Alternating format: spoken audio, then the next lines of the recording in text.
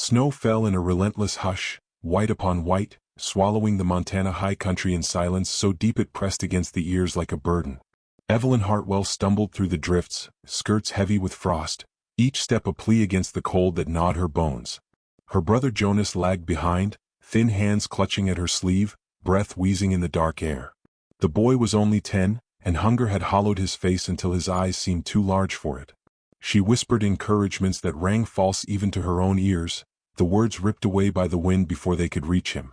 They had begged for shelter in the settlement and been turned away. Doors slammed. Eyes averted. Whispers of her past clung like burrs, sharper in memory than the needles of the storm. Shame burned hotter than the frostbite creeping into her fingers. She had done nothing to deserve it, yet reputations once spoiled were not easily scrubbed clean in towns that fed on gossip as much as grain. So now she trudged on, a widow with no place, leading a half-starved child through the wilderness where men vanished under snow and were never found. The storm thickened. Jonas stumbled, fell and did not rise. Evelyn dropped beside him, shaking his shoulders.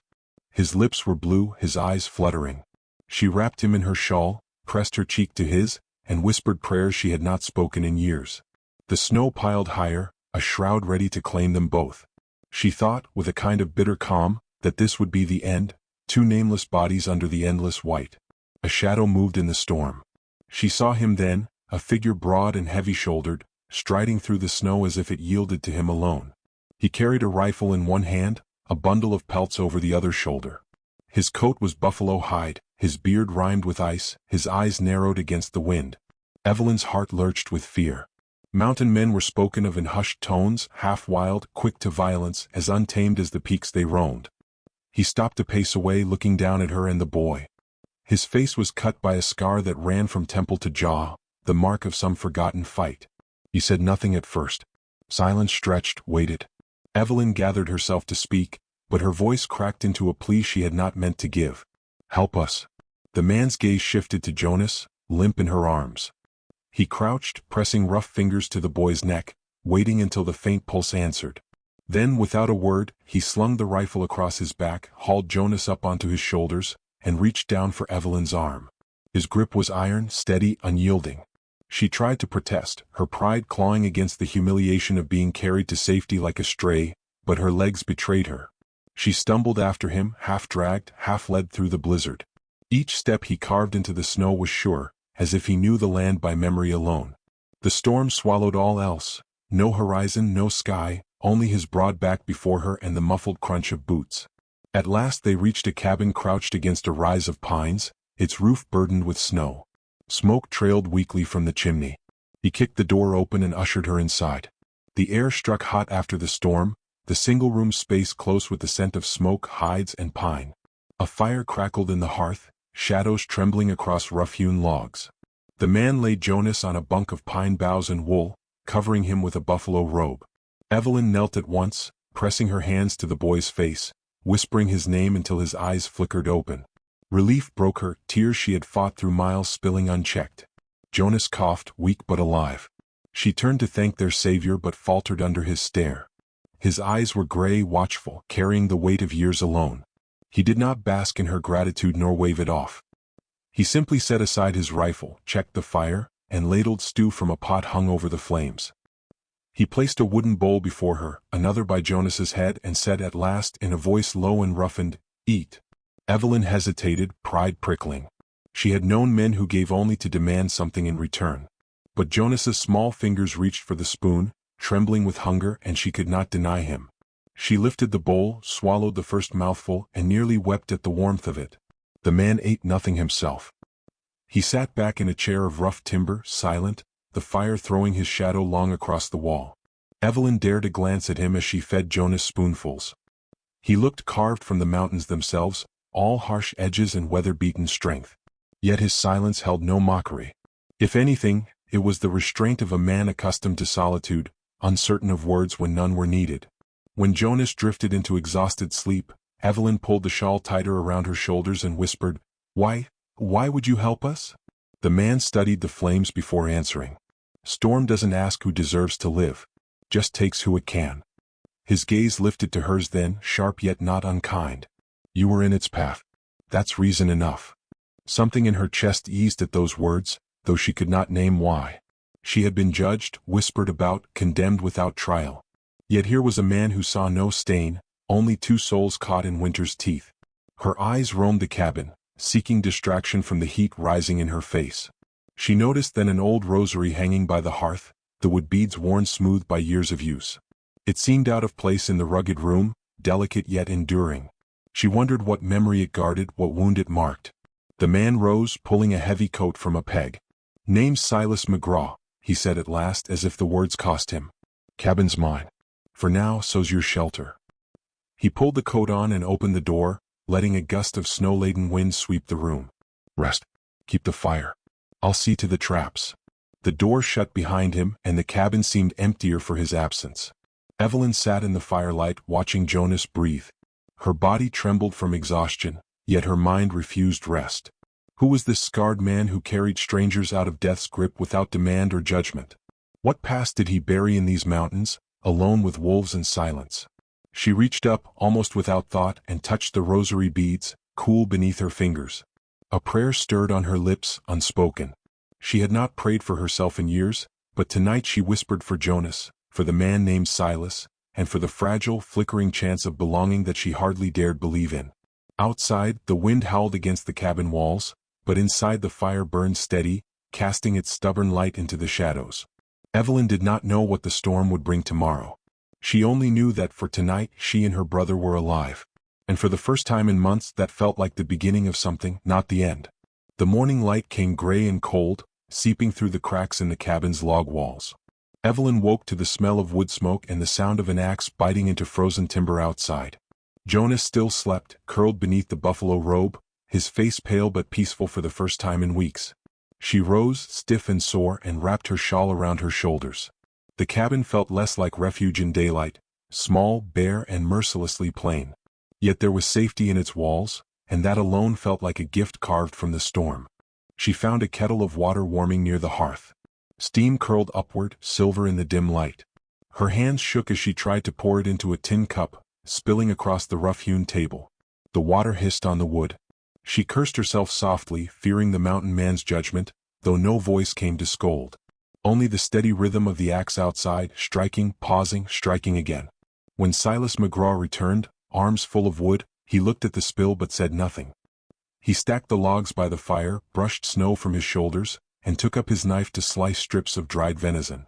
Evelyn wanted to speak, to offer thanks, but her tongue faltered. Words between them seemed dangerous things, heavy as bullets. Instead, she reached for the venison, intent on helping. Her first attempt at stirring the stew ended in disaster. The pot tipped under her clumsy hand, broth splashing onto the dirt floor. She gasped, dropping the spoon. Jonas stirred awake at the noise. Silas turned slowly, eyes on the mess. Evelyn braced for rebuke, but he only lifted the pot, reset it, and handed her the spoon again. His voice, low and even, cut through her shame. "Try slower." That was all. No anger, no insult. Just a quiet command, as if mistakes were not final but lessons. Her cheeks burned, yet a small warmth sparked behind her ribs. Later that night, when the wolves came, she learned how thin the line between survival and ruin could be. Their howls rose through the pines, sharp and hungry. Jonas clutched her skirt, trembling. She froze, fear tightening her chest, until Silas stepped outside with his rifle. The door opened on a world of snow and shadows. The wolves paced just beyond the light, yellow eyes glinting. The crack of Silas's shot split the night. Silence followed, heavy and tense, then the shuffle of retreat as the pack melted back into the dark. Evelyn had not moved. She stood by the fire, holding Jonas close. When Silas came in, smoke curling from the barrel of his rifle, his gaze went to her. He set the rifle against the wall and said, "Fire goes out, they come back. Your watch." Her hands trembled as she fed logs to the flames, but she did not falter. She kept the fire alive until dawn, smoke stinging her eyes. Silas said nothing more, yet when he found the blaze still strong at morning light, his nod carried more weight than 100 words of praise. In the days that followed, she tried again to prove her place. She fetched water from the frozen creek, her skirts dragging in the snow. She attempted to sew torn hides, pricking her fingers until they bled. She learned to grind corn between stones, though most of her first loaves burned black. Each failure cut her pride, but each task hardened her resolve. She could not be a burden forever. Silas worked with tireless rhythm, mending traps, hauling wood, vanishing into the wilderness with rifle and returning with meat across his shoulders. He spoke little, but she noticed small things. The way he repaired Jonas's torn boot without being asked, or how he sharpened her knife and set it near her hand. No gestures of affection, yet each act stitched them closer, thread by thread. One evening, as Silas dressed a deer he had felled, she saw the scar across his side split open. Blood seeped through his shirt, dark and sudden. He grunted but did not stop working. Evelyn dropped her task and hurried to him. "You'll bleed out," she said, voice breaking. He glanced at her, measuring her panic, then handed her a needle and thread. Her hands shook as she threaded it. The wound was jagged, a relic of some older hurt worsened anew. He sat still, eyes fixed on the fire, while she stitched the skin together, each pierce of the needle sending a tremor through her. Jonas watched wide-eyed from the corner. Evelyn whispered to him, half for herself, "Steady now. Steady." When it was done, Silas rose, adjusted his shirt, and returned to work as if nothing had passed. But in his silence was a trust that settled deep into her bones. He had let her touch his wound, let her be his nurse when pride could have kept him distant. She would not forget it. That night, Jonas crept to her side.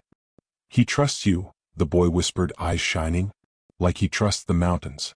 Evelyn smoothed her brother's hair, tears burning unbidden. Jonas had always carried a hero's hunger for fatherly figures, and she feared he would pin too much hope on a man of stone and scars. Yet when she looked across the cabin and saw Silas seated in the firelight, shaping bullets with steady hands, she could not deny the safety that clung to his presence. It was Jonas who began to shift first. The boy once flinched at shadows, but now he watched Silas with bright eyes, mimicking his quiet steadiness. Yet when Jonas woke from nightmares, it was Evelyn he sought, burying his face in her shawl while she sang the lullabies their mother once did. Silas noticed, though he said nothing. His gaze softened in the firelight, the hard lines of his face bending into something almost tender. The nights grew colder, storms heavier. The cabin felt smaller with 3 souls pressed within its walls, yet also warmer, as if the fire no longer burned for one man alone. Evelyn found herself stealing glances at Silas when he was not looking. The scar at his jaw, the gentleness with which he set food before Jonas, the silence that hid depths she could not yet name.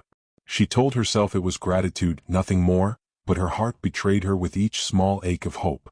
When Jonas fell sick with fever, Evelyn prayed for the first time in years. She knelt by his side, holding his hand, whispering the words she thought she had forgotten. Her voice broke, but Jonas's breathing steadied by dawn. Silas stood by the doorway watching. He did not mock her prayer nor turn away.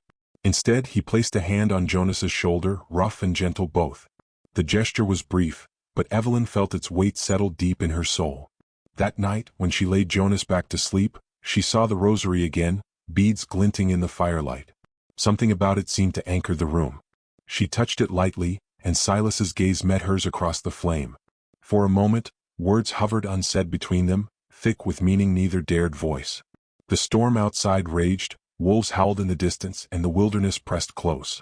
Yet inside, a fragile bond was forming, tested by fire, hardened by frost.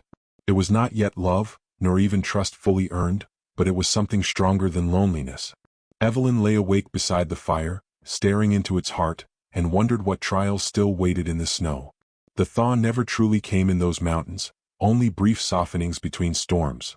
One such day, when the snow crust cracked underfoot and the sun turned the peaks pale gold, the sound of hooves carried up the valley.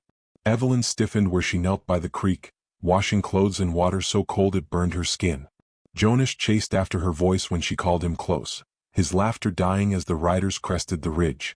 2 men, rough-faced and smirking, rode down with the ease of men who thought all land theirs to trespass.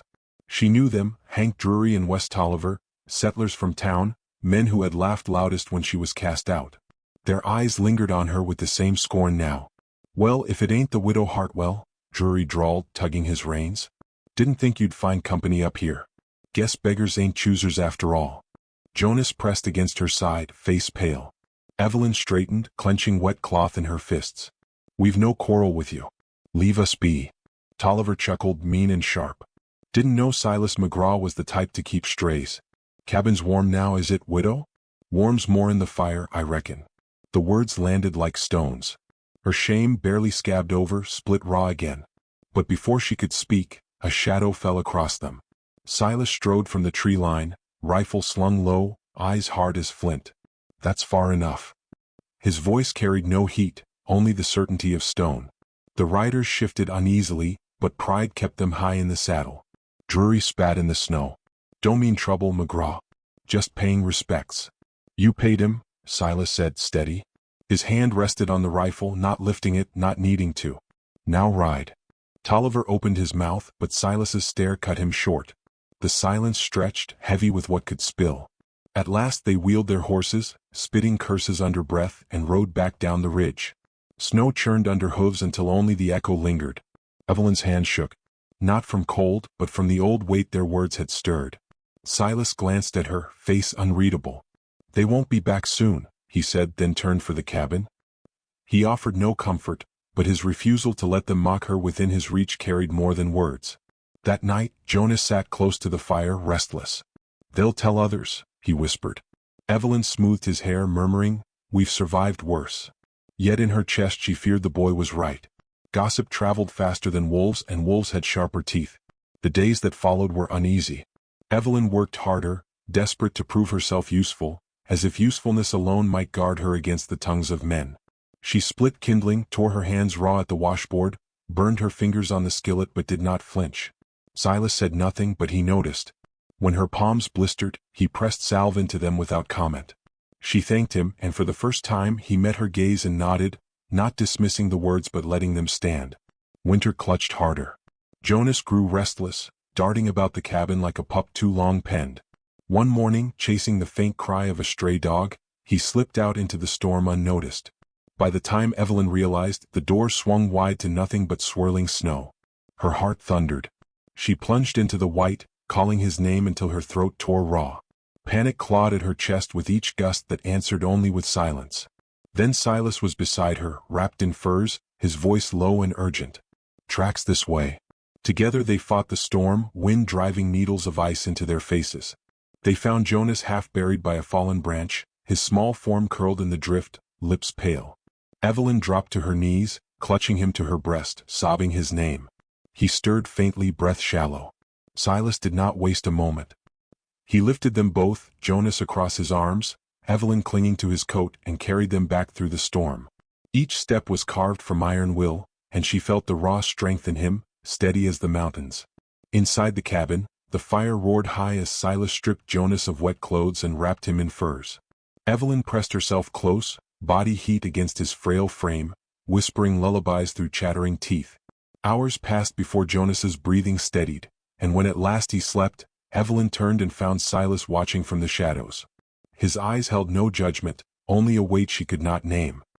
He crossed the room, pulled the buffalo robe tighter around her shoulders, and returned to the fire without a word. Something shifted in her then. Gratitude had been there before, but now it was something deeper, more dangerous. She saw not only the man who had saved them, but the man who carried burdens he never spoke of, whose silence was not indifference but restraint. She wanted to know what carved those scars, what grief hung behind the steady gray of his eyes. Later, when Jonas burned with fever, Evelyn fell to her knees before the hearth. Her hands found the rosary, the wooden beads worn smooth. She prayed aloud, voice trembling. Silas stood near, listening in silence. When she finished, he spoke, voice rough. "Belong to my mother. She prayed with it same as you." His gaze lingered on the beads, then on her. "Maybe she heard you." Evelyn's throat tightened. The rosary, once a relic of another life, had become a bridge between them. In that moment she felt something fragile and powerful bloom, not yet spoken but undeniable. The storm outside wailed, rattling the shutters like a beast clawing for entry. Inside, firelight played across three figures. One boy sleeping, one woman praying, one man watching with a silence that meant more than words. The world beyond might still come for them, tongues and guns alike, but within those walls a bond was forming, tested in peril, tempered by frost. And in Evelyn's heart, she knew their greatest trials had not yet arrived. The snow fell heavier than any storm before, burying the pines to their lower branches and pressing silence across the valley. Evelyn stood at the cabin window, her hands tight around the shawl at her shoulders, and felt the weight of the world outside. Rumors had reached them even here. Franklin Harlow, a cattle baron with money and guns, was claiming the land piece by piece. Those who resisted were burned out or broken. The men in town had muttered his name with fear. Drury and Tolliver had worn it like a warning. Now, as hoofbeats thudded faintly through the snow, Evelyn knew the threat had arrived at their door. Silas was already outside, rifle in hand, his coat pulled close against the storm. She stepped onto the threshold, Jonas clutching at her skirts. Down the slope, dark shapes emerged through the white, a half-dozen riders with hard faces and greed in their eyes. At their front rode Harlow, his mustache stiff with frost, his hat wide-brimmed and proud. He sat tall as if the land itself bent beneath him. "McGraw," Harlow called, voice carrying sharp against the cold, "you set your cabin on land that belongs to me. Time you cleared out before the snow does it for you." Silas said nothing at first, only lifted his rifle, the barrel steady though his shoulders ached from wounds and winters both. Evelyn felt Jonas tremble and pulled him behind her. "This cabin's mine," Silas said at last, his voice low, each word shaped from stone. "Ain't yours, Harlow? Never will be." Laughter rolled from the riders, cruel and easy. Harlow's eyes slid past Silas to Evelyn, standing in the doorway. "So it's true then? You've taken in the widow Hartwell. A man of your standing, living with a woman of her history. Shame." His smirk cut sharper than the wind. Evelyn's cheeks burned, shame threatening to crush her. But Silas's voice came again, steady as a mountain. "You'll not speak her name under my roof. Ride back, Harlow, while you've the choice." The cattleman's smile vanished. He raised his hand and rifles lifted. "Burn it." The first shot split the air, shattering the stillness. Wood splintered from the cabin wall. Jonas screamed, Evelyn dragging him flat to the floor. Silas fired back, one rider tumbling into the snow.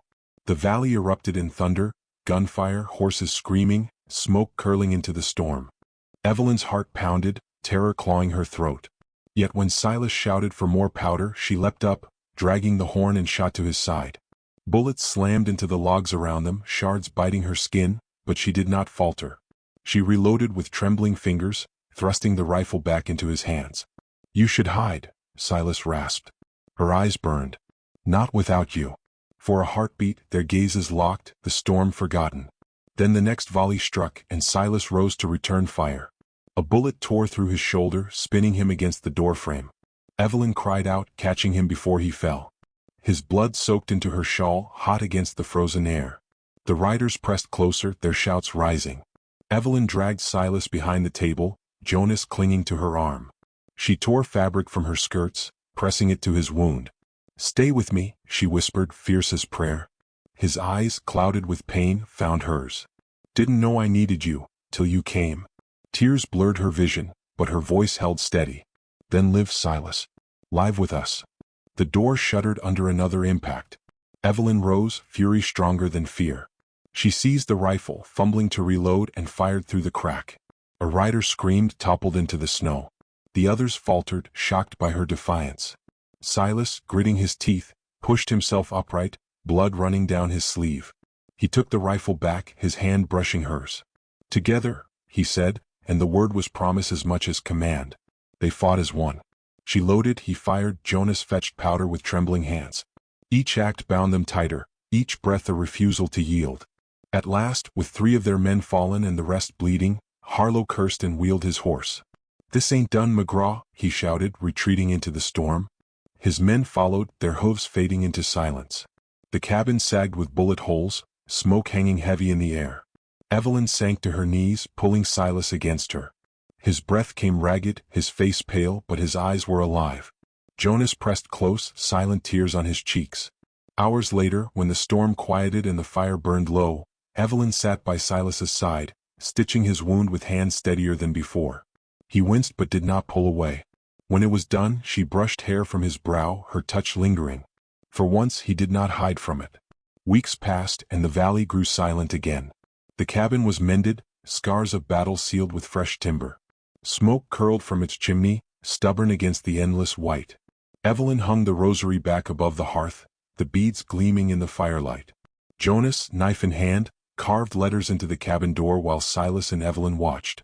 His strokes were slow, careful, S+E marked deep into the grain. A family born not from ease but from struggle, sealed into the wood as surely as into their hearts. Outside, snow drifted soft, covering the blood, the hoof prints, the broken ground. Inside, the fire burned steady, its glow casting long shadows that spoke not of loneliness, but of belonging. And though the world beyond the mountains would not forget them, Here in the high country they had claimed their place. Evelyn closed her eyes, listening to the crackle of the fire and the breathing of those she loved. The storm might come again, harsher than before, but she knew now what she had not dared believe. Home was not a roof, nor land, nor safety. It was the bond forged in fire and frost, and it was theirs to keep.